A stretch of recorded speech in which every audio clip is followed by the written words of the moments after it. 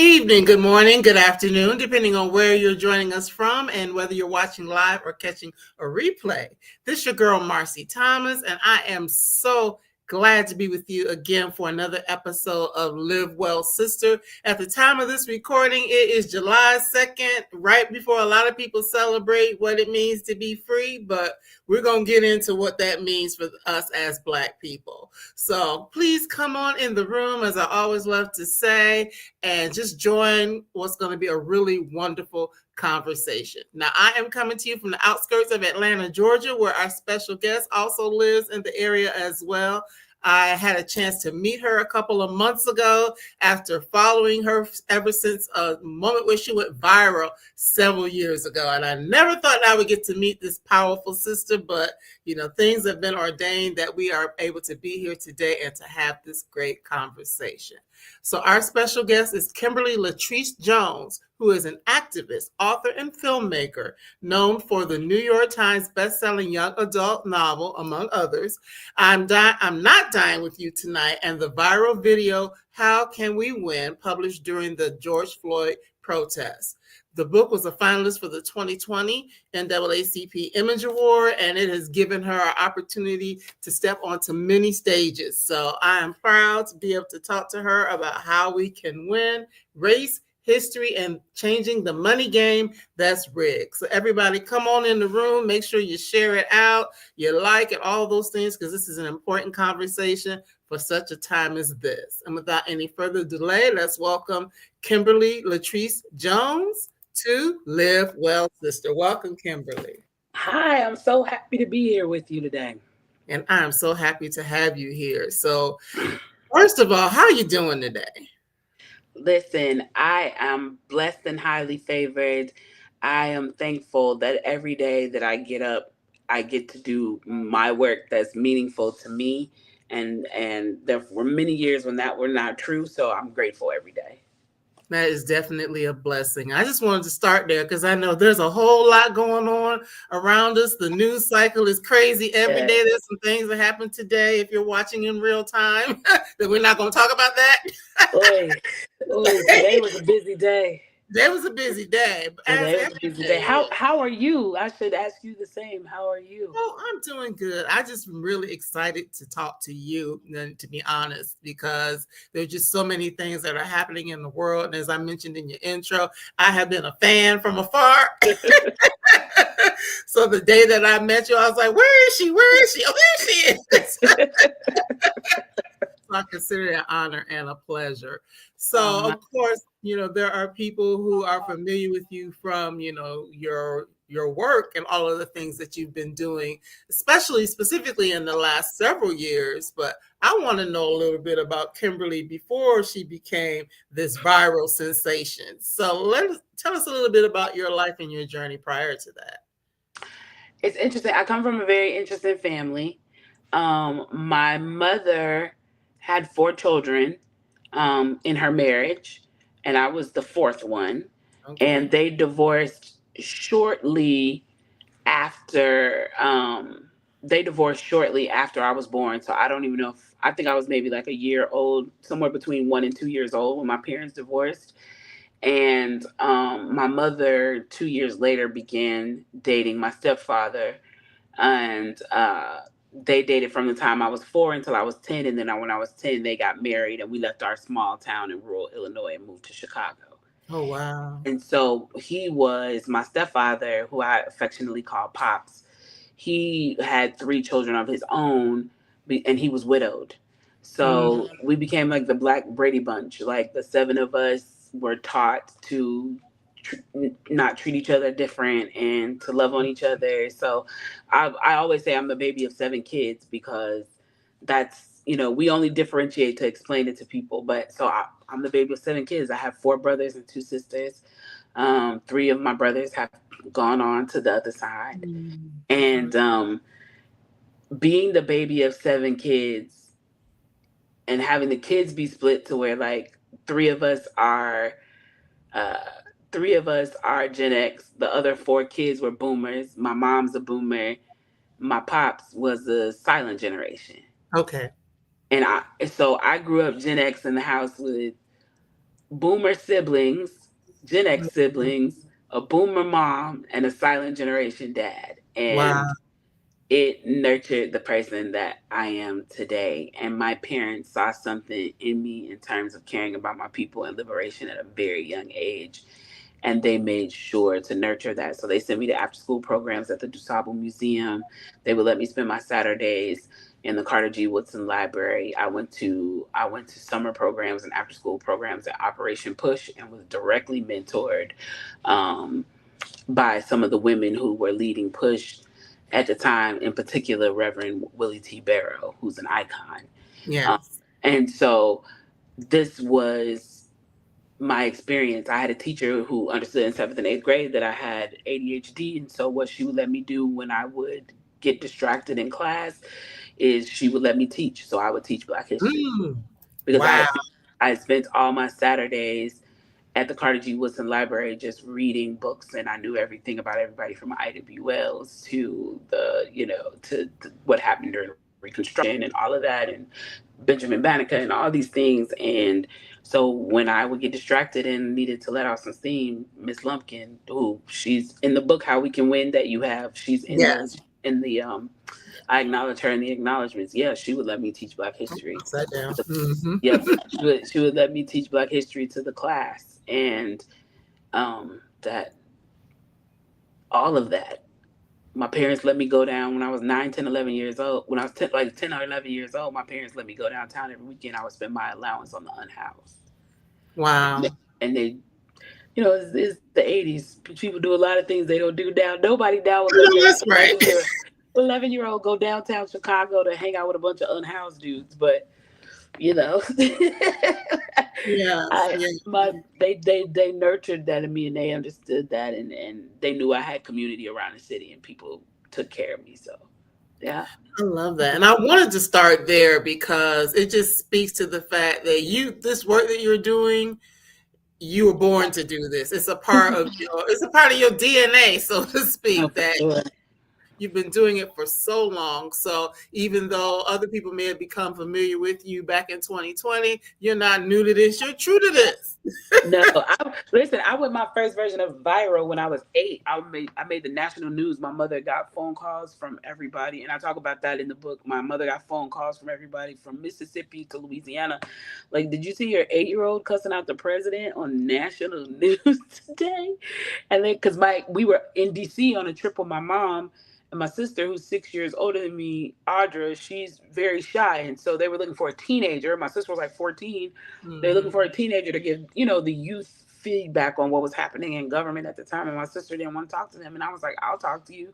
And they were kind of looking like, ma'am, you're 8. And I'm like, I have lots to say. I want to talk about Iran Contra. I want to talk about all these things. And they were just like, okay. Again, the 80s. They ain't got nobody's permission to put this child on television. Right. Nothing. Just gonna interview an 8-year-old. My mom was at work. Like my Oh, mom was in for wow. yeah, my mom we were there in DC for a work trip that my mom was on. And so my back then a lot of times my mom's bosses, when they would travel her for work, they would let her bring me and my sister, because we were the youngest, they would let her bring us with them. I mean, with her. And like, that's how companies operated back then. And like, Sears would pay. and be like, yeah, you could bring your two daughters and like get us a hotel and stuff like that. So yeah, we were in DC on a work trip with my mom, and they wanted to interview my sister.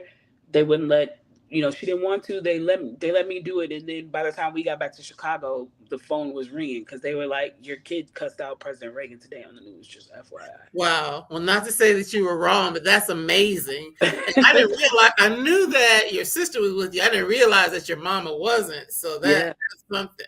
That yeah. is something right there, that your mom wasn't even with you. Mm-mm. So it's somebody's waving.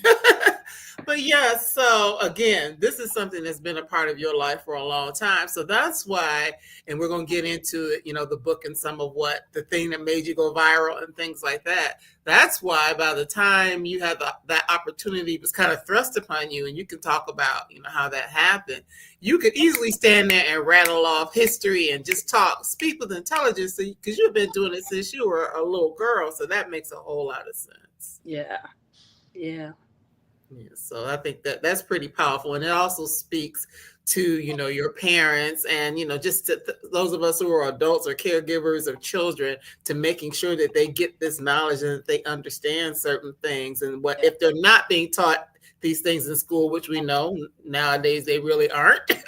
Yeah, In no a lot of facts. cases, and it's just up to us. And you do talk about that in the book, so I don't want to get ahead of myself. But we had the George Floyd situation that was going on back in 2020, George Floyd, Ahmaud Arbery, Breonna Taylor, and it spurred a lot of activity, and activism from people, many times people who would not show up as activists as you have been used to doing.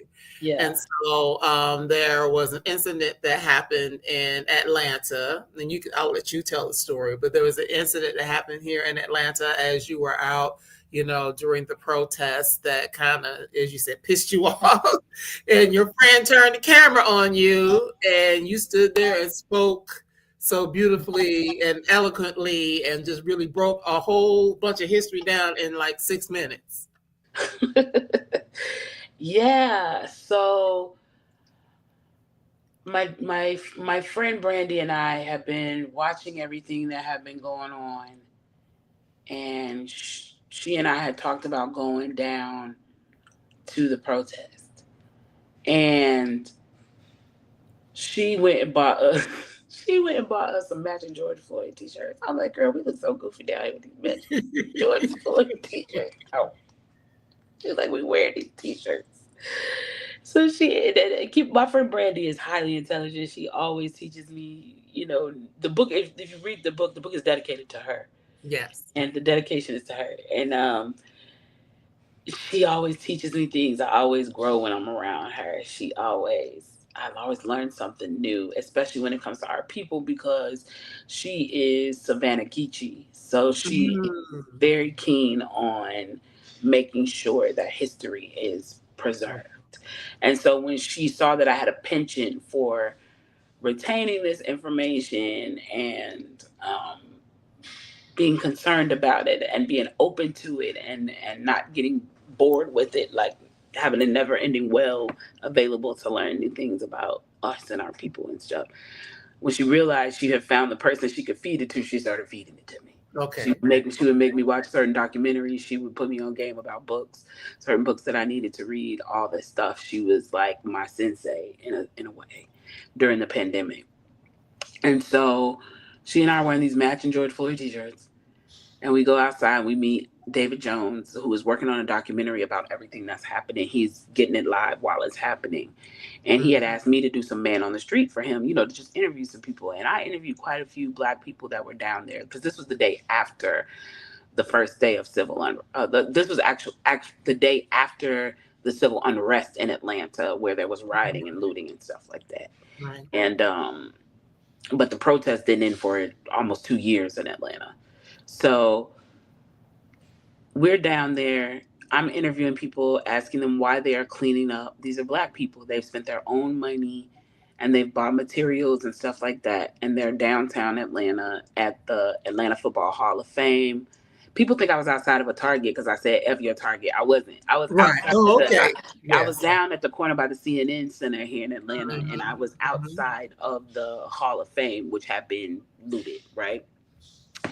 And so all these people, black people down there cleaning up, and every time I would ask one of them why they spent their own money, time, effort to clean up this downtown, it's not even your neighborhood. I can see if you're cleaning up your neighborhood, you're Right. downtown cleaning up commercial buildings.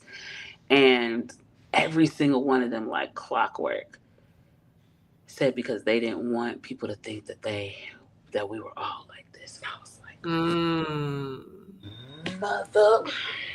Mm. Mm. I turned around. David was like, what's wrong? And I said, these niggas done lost their mind. Mhm. And he said, what you said? He said, so hold on. He was like, hold on, before you say it, let me get my camera. Yes. So he gets his camera, and what y'all got was that slightly Mhm. less than 7 minute speech. And a lot of times people miss and forget about how I open it. And they focus on when I transition to talking about the economic inequality that we have faced in this nation, but they never, for some reason, remember the opening. And the open says, I've been seeing a lot of things, particularly from bourgeois, rich black people. Mhm. And the whole section about the rioting, the looting, and all of that is directed at them, Mm. Mhm. Mhm. at the bourgeois who are concerned about the white gays more than they are their own people. Mhm. Mhm. Mhm. And so they're the ones who really made me mad that day. Right. They're the Right. ones who really made me mad that day. And partially because they were cleaning up, and it was triggering for me because I had done a community cleanup in Bankhead 2 months prior to that. I had ordered the dumpster. I had gotten Mhm. a nonprofit to donate, like trash bags and cleaning materials and gloves and all this stuff. And I campaigned for I don't know how long to get people to sign up to help me clean up this particular part of the West Side off Simpson Road, that has art installations and really cool stuff that just Mhm. has trash everywhere. And Right. they have street sweepers, and I can get into why that is later. But um, I had about 4 people sign up. Mm. And between the 4 of us, we cleaned about 3 blocks, but we really wanted to clean an entire neighborhood that day. Right. So I'm flashing back to me having 4 people willing to clean up our own community to now I'm down here with these Negroes who have spent their own money buying cleaning materials to clean up commercial buildings downtown that are insured by corporations. Mhm. But Mhm. 2 months ago, I couldn't get you niggas to come nowhere near the West Side to help me do a cleanup for our seniors and for our less fortunate. And it's something in my head snapped. It snapped. And that environment, the way that it was pulsating at that time, being outside, there had been civil unrest the night before, which Brandy and I have been in. We have been there. They had dropped chemical agents down on us that night from helicopters. And she and I had gotten up and come out the next day to do this with David after we had been out last night, sprayed with we don't know what, um, and put on a curfew, and having the National Guard treating us like we weren't citizens of this country, and to come and hear that the next day, man, I snapped. Yeah. And That's so rough. that, yeah, and that's how it opened. But then I transitioned into the bigger bad, which is why we're in this capitalist economic state that we're in, which is that ugly game of monopoly that the white supremacist delusion has played with us. But that piece about us coming and doing textiles in the north and agriculture in the south, that was taught to me by Reverend Willie T. Barrow. There is an article she wrote in the Defender, the legendary black newspaper, the Defender in Chicago. Yeah, Mhm. there's an article that Reverend Willie T. Barrow wrote in the Defender about the economics of the African American community, and I memorized it in 8th grade, and I would compete in oratory competitions with that. So Mm-hmm. that piece is actually a direct lift from her article Mm-hmm. that I carried with me for 40 years until Yes, that's it was such a time to, blessing. yeah, till it was time to give it to the world on her behalf. May she rest in peace.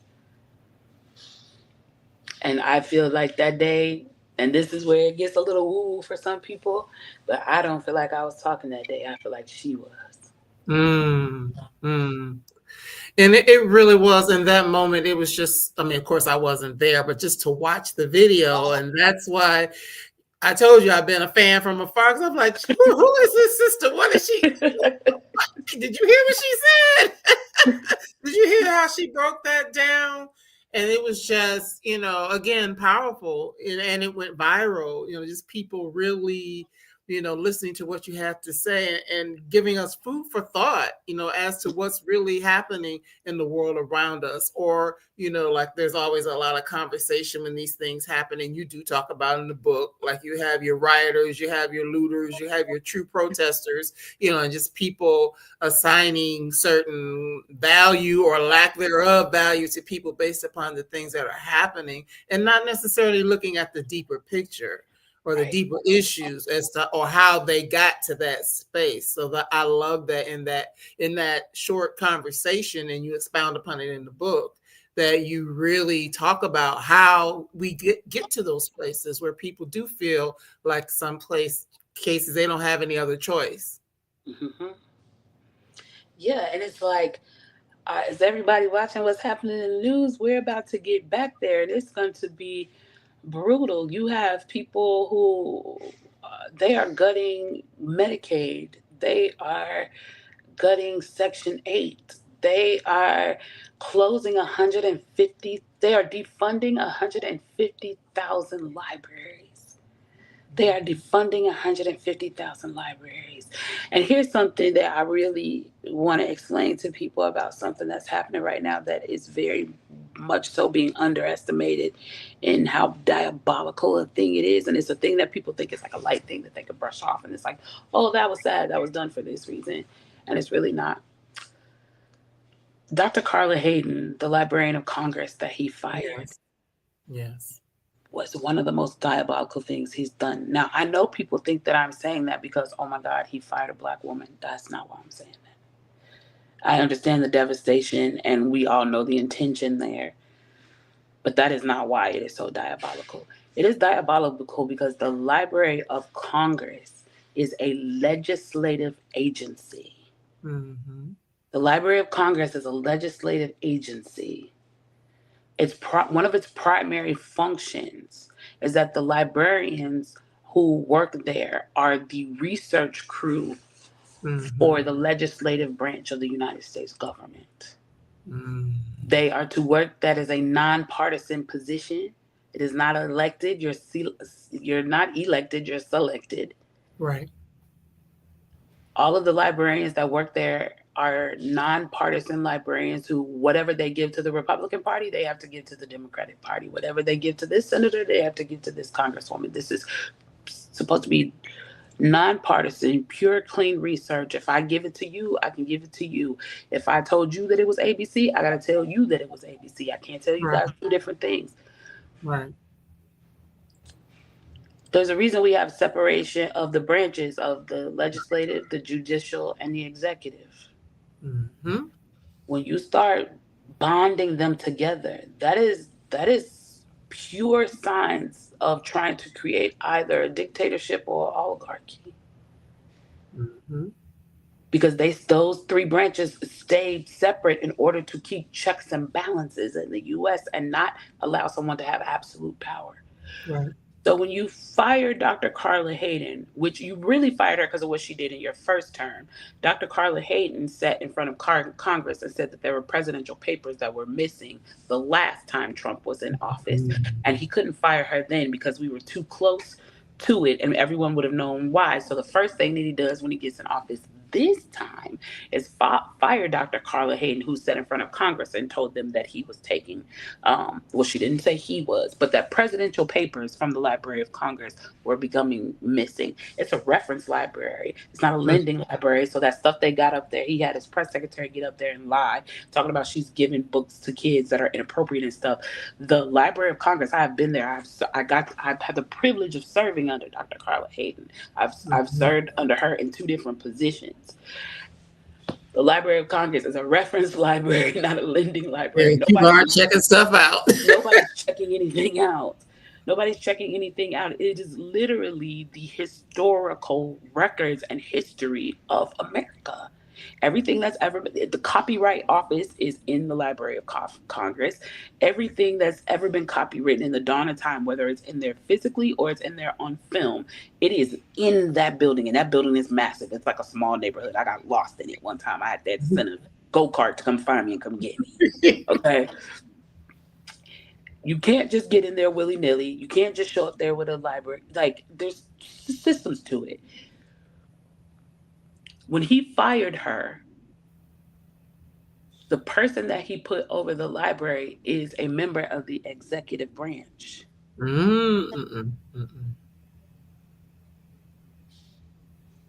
So now you have a member of the executive branch that is overseeing a legislative agency. The Library of Congress is supposed to be completely non-biased. It's just supposed to, because it also is the home of the copyright, it's just supposed to hold everything that's ever been copywritten in the United States, everything that's ever been made, every presidential paper that's ever been filed, every historical legal document, all of the laws, all the changes to the laws, all those records. It is a place to hold records. It's really a massive file room. Right. You want to simplify it. Why are we removing things from it? And that's the thing of getting rid of the person who's going to do the right thing and putting your person in who is under your thumb to do what you want to be done. Right. So now I'm over the researchers.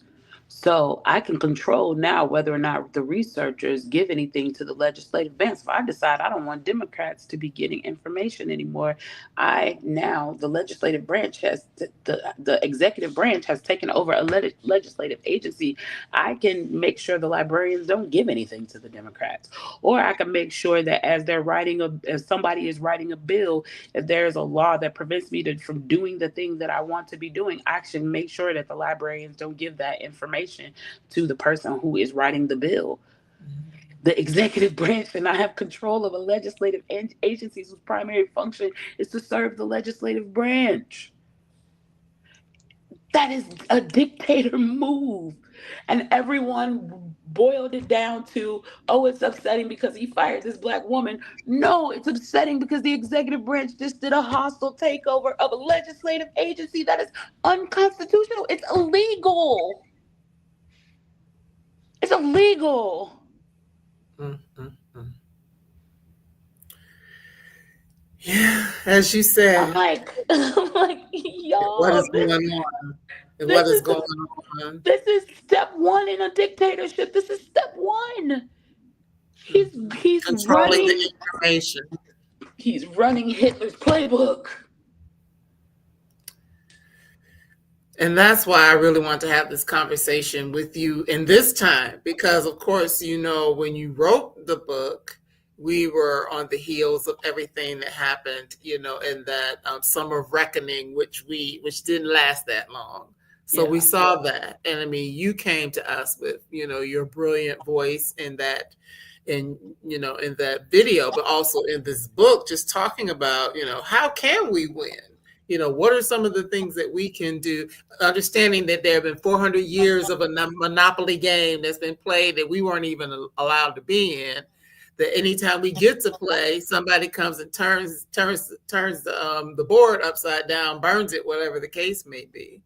And now maybe we have an opportunity to think about what it means to rebuild, and what that looked like then versus what that's looking like now. But I would be remiss. I do want to talk about some of the things that you talk about like, of course, we had a period of Reconstruction in history, and you talk about that in the book, and what was happening, and again how things got twisted around again to keep us from getting ahead. Because once we start to get ahead, people don't want that. Whether we see that in Tulsa, whether we see that in Greenwood, or a bunch of other places where we see that. Yeah. But what you propose, a way for us to win, is to really think about a second type of Reconstruction. How do we do it again, and what does that look like? I'm just plugging my phone in here, so Okay, yeah, I don't want to lose you. so your title will die on you guys. That would be the worst. The thing about it is we didn't get Reconstruction right the first time, right? We didn't get it right the first time. And so part of getting it right this time is taking some of the things that were working during Reconstruction before they were dismantled and reintroducing them. But the other part is just honestly having an in-house plan and stop expecting. Why do we expect the oppressor to like fix it? It's like no one's coming to save us, guys. We have to save ourselves. And so stop playing in games that you don't understand the rules. That's really the only thing that's beating you. That's honestly the thing that's beating you now. And it's like, here's the thing. We always say this, but I don't think we're really like tapped into what it means when we say this. We're always saying things like it's systemic. It is systemic. It's built into the laws. Like anti-blackness is built into the laws. It's built into the business structures. It's built into everything. But the issue is that the founding fathers were so convinced that they would have a monopoly, if you will, on wealth, control, and power in the United States for so long. And they thought it was a forever type of thing because they really deemed us as like less than a human being. So there's no part of us as humans that are sitting around thinking like, oh, someday rattlesnakes will overtake us and they will rule the world. And so we got to put things in place to make sure that the rattlesnakes can't get, what we know. We don't think like that because we're like, the way that the earth and the world is structured, a rattlesnake is beneath me. I have dominion over it. There will never be a time that I would not be able to control the rattlesnakes. Even if a million of them came, I would just drop a bomb on them and they would all be gone. You know what I'm saying? We don't think of them as having any actual threat. Well, they thought of us as less than a human being. We were cattle. We were a thing that they put on a block and sold. So the disdain and the spirit of those people, they never thought that you and I would be able to be free broadcasting and living our lives and stuff like that. And so they built this system, this systemic system for them with the ideology that we would never be considered a whole human and live our lives. So that means that now all of the systems that they put in place to benefit themselves, because they weren't even thinking about us as a thing to have to worry about, not for real.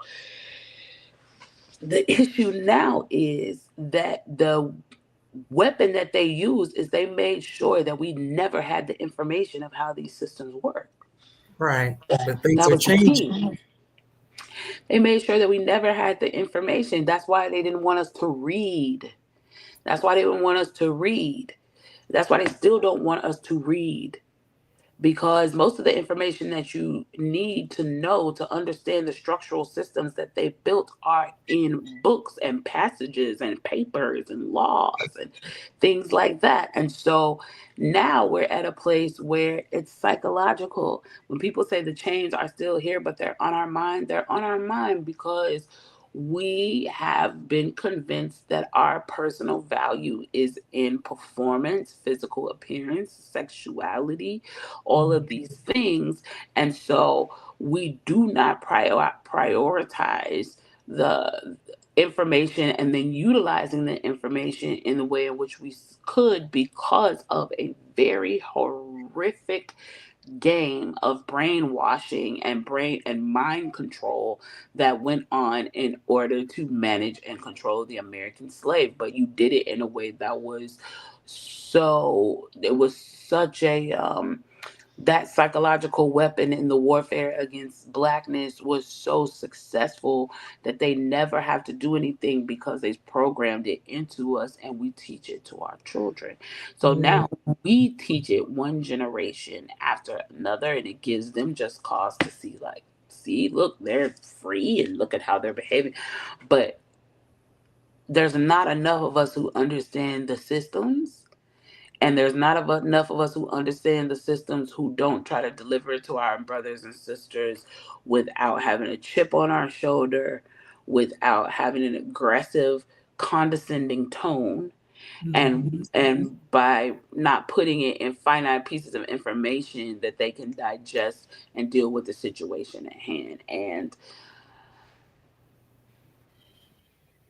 that means that in order, the new reconstruction has to be internal. It has to be, reconstruction 2.0 has to be us. It has to be us. It It has to has be. to be us. So we have to look at the things where we are lacking. Okay, so it looks like we're having a communication issue between black women and black men, particularly black women and black men who share children. So let's not try to jump off the ledge yet and fix marriages.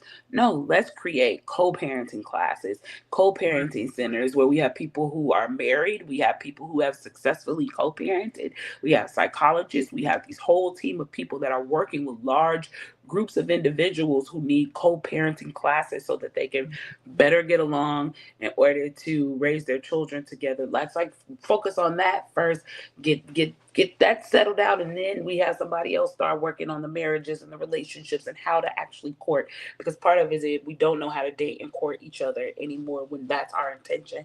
And it's like, we have to look at things like the underemployment of black adults. And although colleges, obviously I respect education, but it's like the amount of underemployed adults that we could be getting in trades, plumbing, electrical work, HVAC, help desk, cosmetology, barbering, and then like career level positions like 911 operators and things like that. Like I did a fair, kind of like a college fair in 2022. Um, um, and we basically it was called the Trading Up Fair. And instead of having colleges there, I had trade schools there, and then I had career level jobs there. I had Fulton County jobs there. I had 911, but I had all of these trade schools there as well. So that, and I'm planning to do another one in 2026, and then we're gonna make them annual.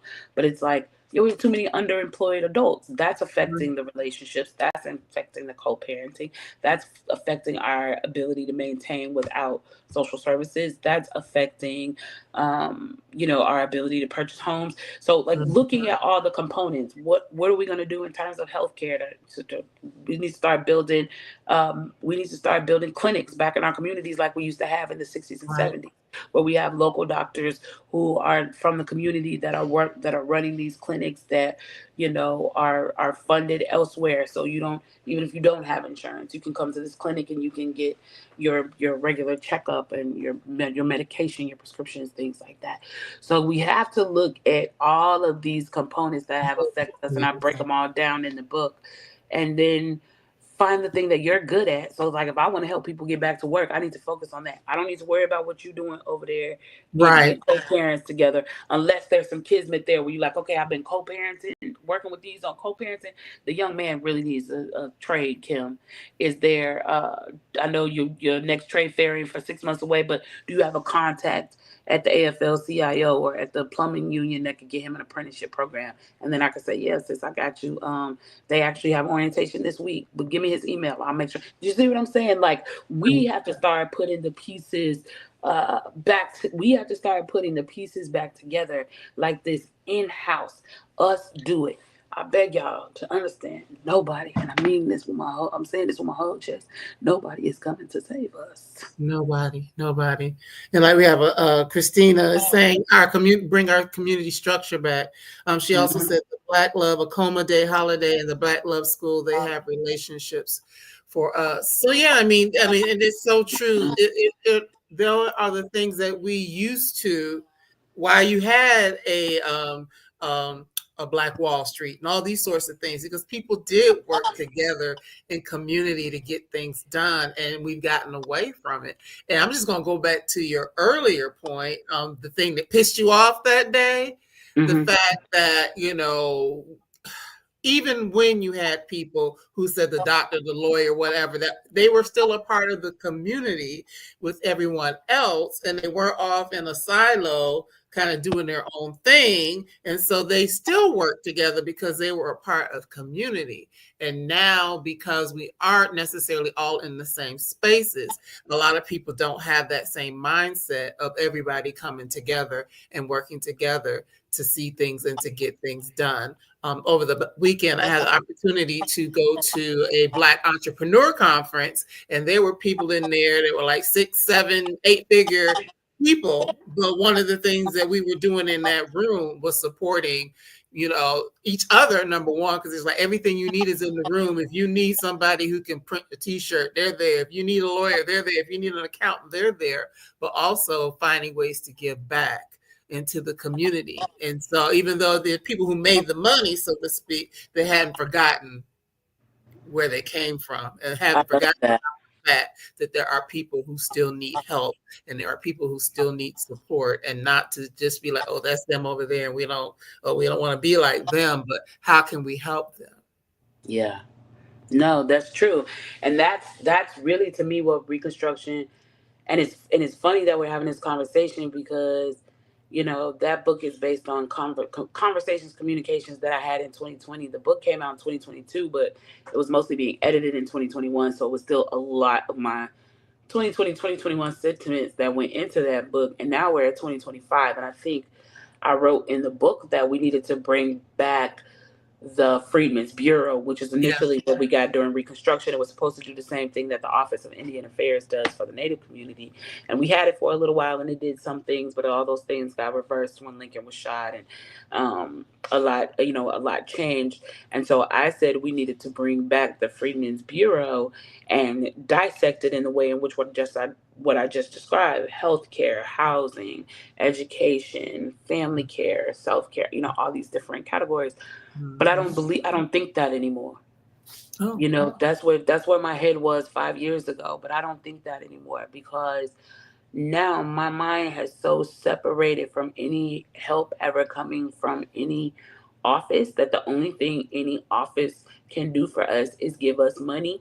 And Right. we are talking about reparations, and we are saying that we deserve reparations. Meanwhile, back at the ranch, if we really get a grasp of civics and we really start understanding civics, the money is there. It's already accounted for. It's available. We don't know how to civically engage. We think voting is the party. It is not. Voting is the ticket to the party. And that is what I've been focused on educating people about now. So, like, one of the things that I do now is I do these brunches. They're called Civic Brunch with Kim. I have one coming up August 3rd. August 3rd. Um, is that I do a brunch, like a ladies brunch, like any other ladies brunch that you want to go to. But I always bring in one of my friends who is highly educated on civics. I'll bring in a lobbyist. I'll bring in a politician. I'll bring in a community organizer.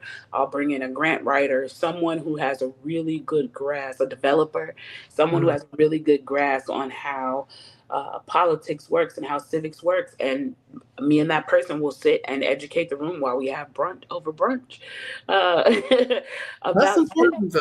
yeah, about civics, because I realized how little most people know about civics and how much I've learned about civics by doing this work. And I needed a space to start sharing that and finding other ways to share that, because at the end of the day, like, people don't even realize that you can go to budget meetings. People don't know that some of the biggest budgets actually come from your commissioners because they have a budget for a county instead of a city.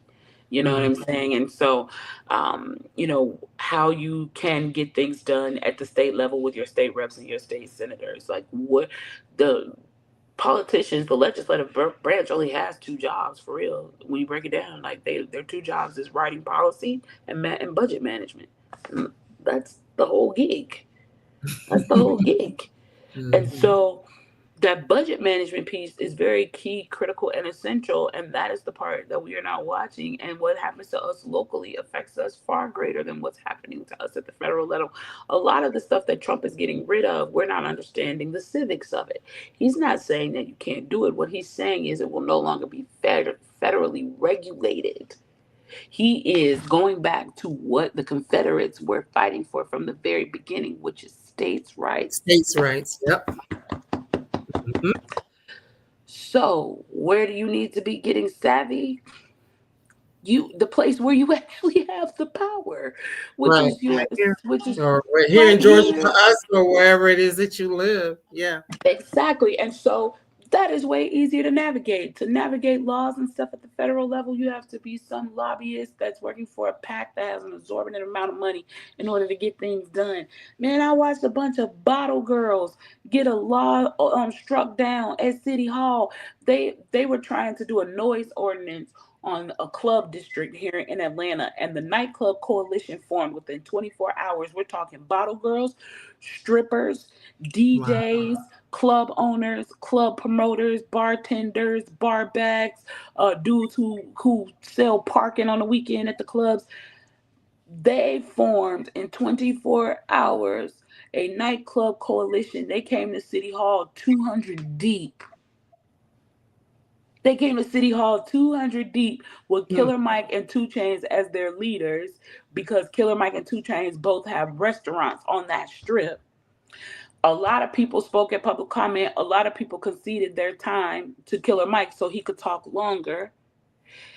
That bill went back to committee. Now, if you know anything about civics, when a bill goes back to committee, it goes back to committee to do two things. If it got to go back, it's doing two things. It's either going to die or it's going to get rewritten so much that you won't even recognize it when it comes back to the floor. And I'm telling you, the first one happens way more than the latter. Mm-hmm. That ordinance went back to committee just on the sheer fact that 200-man coalition showed up and was like, if you pass this, we paying attention to every single one of y'all that vote. Because when they vote on laws at City Hall, there's a huge screen off to Right. the side, right? And it shows everyone who voted, how they voted, and what the ordinance is. I tell people all the time, you need to get yourself a group of senior citizens and give them that as a hobby and have them go down there and keep track of how everybody voted. And then when it gets and then get a data analyst in the crew and have them keep track of all of that data of how people voted. And then when it's time for these elections for commissioners and city council people, state reps, state senators, man, we need to put together small graphics that have a quick finite bunch of information, maybe less than 3 or 4 minutes of it, and then put together videos and show how they voted the whole time. Right. Right. And Show then the record, not show just the their record. record, not their rhetoric, but their record. Show the record. That's Show the right. record and circulate that around your city. Circulate that everywhere. Have bar club meetings like they used to do. We ain't got to be in the church basements like we used to do. Have meetings at bars and show those videos and bring in some experts and y'all eat and drink and talk about it and have a good time. But really be educating each other about what's happening in your city. And if you don't like it, then out of that crew that's at the bar that's having this meeting, then y'all decide who in there y'all gonna run, and y'all all put money in. You know, it only takes like $5,000 to $10,000 to win most local seats. Mm-hmm.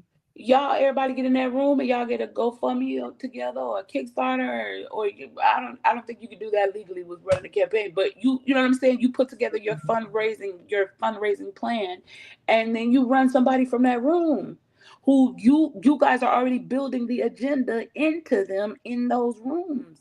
I love Like, that. yeah, listen, they are doing this dope thing all around New York City, Chicago. I'm like, y'all need to bring this to Atlanta. I wish they had it in Atlanta for real. It's called Professors and Bars. They've been doing this thing in Chicago, New York, where they're bringing in law professors from like Harvard and University of Chicago and stuff like that. And it's at a bar, at a club, at night. Everybody's there vibing, having a good time. But at one point, everything stops and a screen drops, and this professor gives a presentation, and everybody in the bar is able to engage with this professor and learn something. Like, we need to start doing that on the political side. This is why I've started doing those civics brunches. That's Right. why I Right. started doing civic brunch. That's good. Actually, we had a question. Like, I know you said August 3rd. Is that a Monday? It's a Sunday. Yeah, it will be a Sunday, August the 3rd. So, Yes, it's oh, Sunday. where is your next brunch? The next brunch is going to be, I believe it's going to be at Icon Studios in Mableton, Georgia. But Right. I If think you follow, yeah, but if you you'll follow post me, it. I'm gonna overdone it because I have a save the date that's on my page about it right now.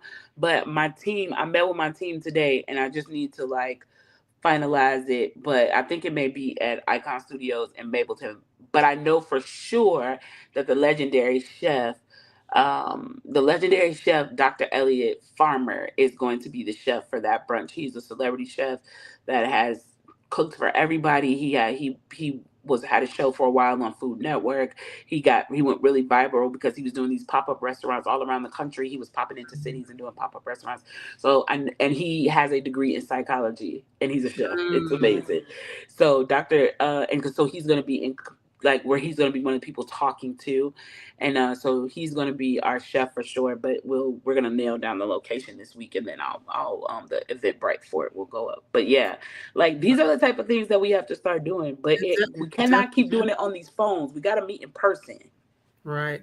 And not putting, I mean, as much as social media is a platform, not everything there either. Cause as you were talking, I was thinking back to, like you said, not necessarily churches, but even back in the day when people would have like, what you call them, their salons. And Mm-hmm. it might have been about talking about, culture or talking about arts or whatever, but we could do something similar because the thing of it is they know we like to get together a party, but they have no idea what's going on once we get in that party. So I Exactly. love that, for us to come together because the reality of it is that we do have to start having these conversations about how we can work together and having the knowledge and awareness so that when we go out and vote, that we know because one few things you said, like what we can do for ourselves is that voting, is to educate ourselves. That's a part of it. Buying black, like you said, using this gentleman or working with this gentleman who, you can support him and have him be the one that's preparing the foods or whatever. Yep. But just all Yep. the different, that event that I was at over the weekend, same thing. How could we support one another? How could we keep our dollars within our communities and things like that and start to look at not just making money, but ways that we can build wealth by working together. For And sure. in the book you talk about, banking black, all those sorts of things. Yeah.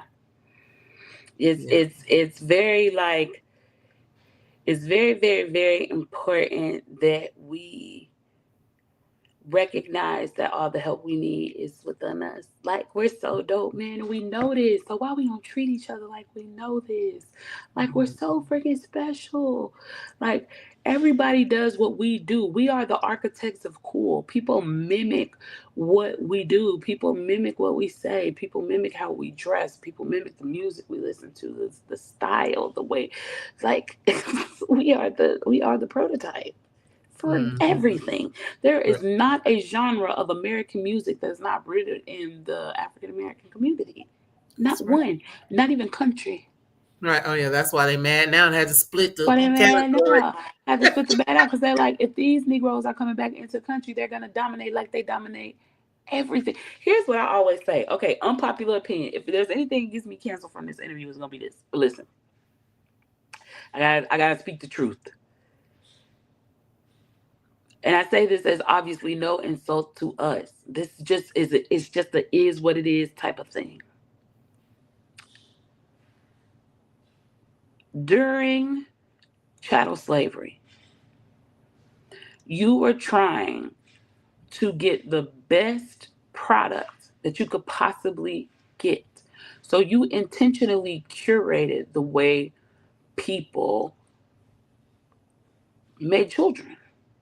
You put the Mhm. strongest buck with the biggest Bessie, the ones who you beat to death and died that were weaker, but the ones that you could whip and then they could still go work the next day, you kept them.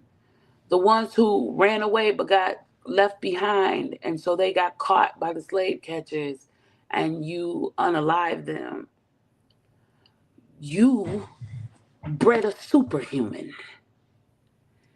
Mhm. In your negative endeavor, you did a lot of weeding out of the weakest bloodlines of us. Mm-hmm. And only the strong were left, and you consistently tried to connect the strong so you could get strong babies because it was a product.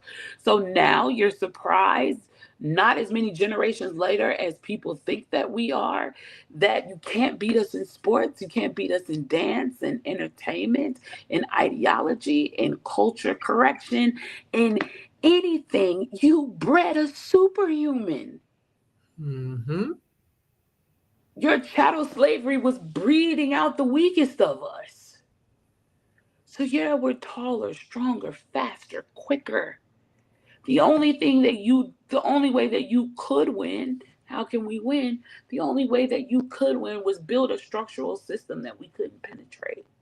Mm-hmm. But we're in a position now to start penetrating. One, because they are losing the numbers. That is why they're scared. And two, because all it's not going to take 1,000. We don't need 1,000 lions. I mean, we don't need 1,000 lambs. We don't need 1,000 There's a little bit of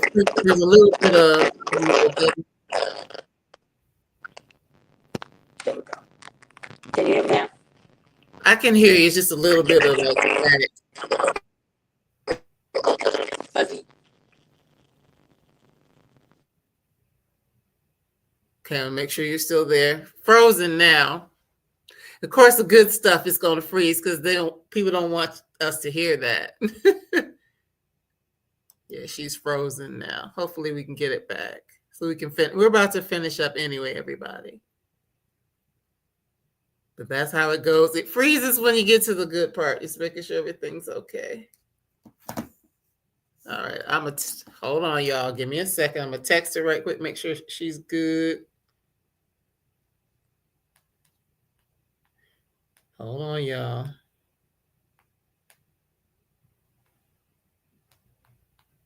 And it could be her internet. Right. It's like right when the messages get like when she's about to really tell it. Of course, yeah, she's probably gonna try to come back on.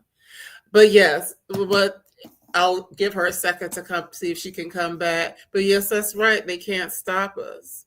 And with all of the different ways, I mean, I'm thinking about, even currently doing away with certain jobs, like the government jobs, which the things that allow a lot of us in certain ways to get to the middle class and things like that are changing. And now people are doing away with that. But again, as Kimberly is saying, there are so many ways in which, we are deciding to start our own businesses, or we are finding ways to grow our own food, or we are starting to really think about some of the things that in the past we haven't had any type of control over, and now we're looking to get to that space where we are taking more ownership of our own lives, and understanding that we do better when we work together and not so much when we are apart. So that is right on the money. Again, if you haven't had a chance to texted her, I haven't heard back yet, and it could be her phone died, I'm not sure. But How We Can Win, this book is so powerful. And then, I mean, of course, Kimberly shares a lot of the history of where we've come from, about, the economic game that was rigged against us. If you've ever played Monopoly, you know how it's always about the person who can get the most, that can win the most, and all of that, and how for us as Black people, we haven't always had those advantages, and how we still continue to thrive and press on and press forward in spite of the fact that the game has been rigged. But in it, again, we talk about, Reconstruction, some of the ways that we can win through a Reconstruction 2.0. We talk about the things that we are able to do for ourselves, which is what we were really getting into there. But also, we know that as many of us have experienced in these last several months, with, we feel like we did a lot of work and we don't necessarily want to do a whole lot more work, and that's okay for us to take a breather sometime. So in this book, Kimberly does also talk about, ways that we can balance our lives through, making sure we're doing the work that we love, by having peace in our homes. That's important. Our relationships, working with our finances, all those sorts of things. So the book does include a lot of good ideas. And again, I really encourage you to read it, even though it's a few years since she wrote it. the information within it is still really powerful. And if you follow Kimberly on, social media, Facebook, Instagram, TikTok, follow her website, you can keep up with some of the things that she has going on, and also to be able to just get in on some of those brunches and other wonderful things that she's doing. So I don't know what happened with her, so I'm going to go ahead and let you go. I don't believe in holding you because she may not be able to get back on.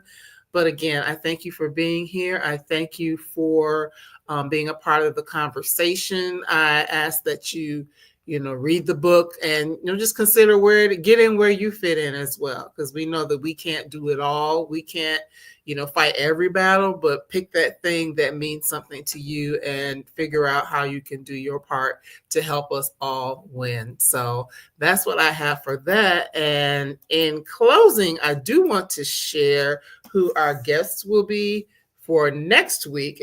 One of the other things that Kimberly mentioned a little bit was like love and relationships, and how people can come together and in that way. And so next week, oh, you're welcome. Thank you for being here, Patsy. It's always good to see you in the room. Next week, we're going to be talking about love, how to find love. So for those of you who are, single and ready to mingle or considering mingling, whatever the case may be, we're going to be talking about how to find love, unlock your romantic flow, and create lasting relationships. So look for that conversation next week, because how many of us know that love within our community is important as well? And we don't want to see our community and families torn apart by us not understanding how to love one another. So I look forward to that conversation as well. And I hope to see you then. And thanks again for being here. And until next week, please continue to live well. Take good care.